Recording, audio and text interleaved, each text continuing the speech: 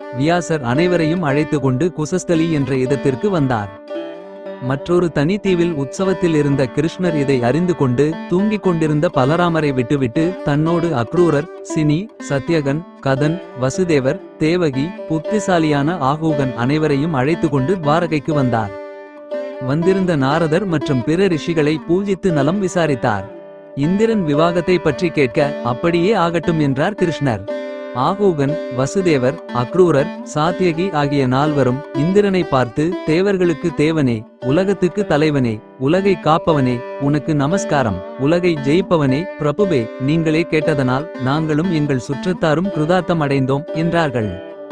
பிறகு இந்திரனுக்கு பூஜை செய்து இந்திரன் அனுமதி பெற்று ரிஷிகளுடன் சேர்ந்து கொண்டு இந்திரனின் பிள்ளையான அர்ஜுனனுக்கு சாஸ்திர முறைப்படி விவாகம் செய்து வைத்தனர்.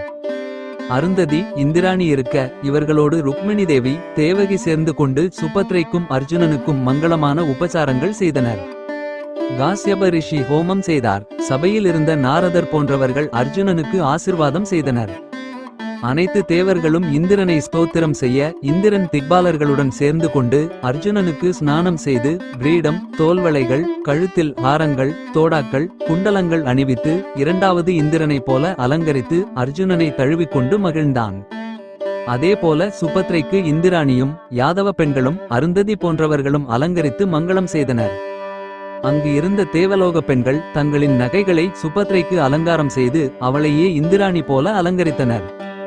இவ்வாறு அன்றைய விவாக நாள் ஜொலித்தது. அப்போது அர்ஜுனன் அக்னியில் மந்திரங்கள் சொல்லி ஹோமம் செய்த பிறகு சுபத்ரையை சாஸ்திரப்படி கரம் பிடித்தான்.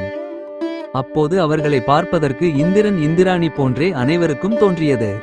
கரம் பற்றிய உடனேயே அழகான சுபத்திரை அர்ஜுனனிடம் பெரும் பாசம் கொண்டு விட்டாள். அப்போது இந்திரன் மற்றும் மற்ற தேவர்கள் அர்ஜுனனுக்கு, சுபத்திரைதான் வயதிலும் அழகிலும் உத்தம லட்சணங்களிலும் தகுதி உள்ளவளாக இருக்கிறாள் என்று பேசிக்கொண்டனர். இவ்வாறு வாழ்த்திவிட்டு தேவர்கள் அனைவரும், கந்தர்வர்களும் அப்சரஸ்கள் அனைவரும், யாதவர்கள் அனைவரும் விவாகம் செய்வித்து விடை பெற்று சென்றனர். யாதவர்கள் அர்ஜுனனிடம் விடைபெற்று உற்சவம் நடக்கும் மற்றொரு தீவுக்கு சென்றனர்.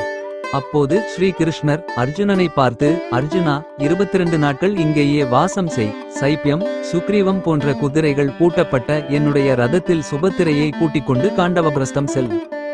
யாதவர்களோடு பிறகு நானும் அங்கு வருகிறேன். நீ சந்நியாசி வேஷத்தில் நியமத்தை விட்டு விடாமல் அதுவரை இங்கேயே ருக்மிணி கிருஹத்தில் இரு என்றார். இவ்வாறு சொல்லிவிட்டு ஸ்ரீ கிருஷ்ணரும் உற்சவம் நடக்கும் தீவுக்கு சென்றார். சீதையோடு சேர்ந்த ராமரைப் போல சுபத்திரை அர்ஜுனனை அடைந்தாள். தன்னை அழைத்து கொண்டு போகும் வரை சுபத்திரை கன்னிகைகள் வசிக்கும் அந்தப்புறத்தில் இருந்து கொண்டு அவனையே நினைத்து கொண்டிருந்தாள். ஆதிபர்வம் வியாச மகாபாரதம்.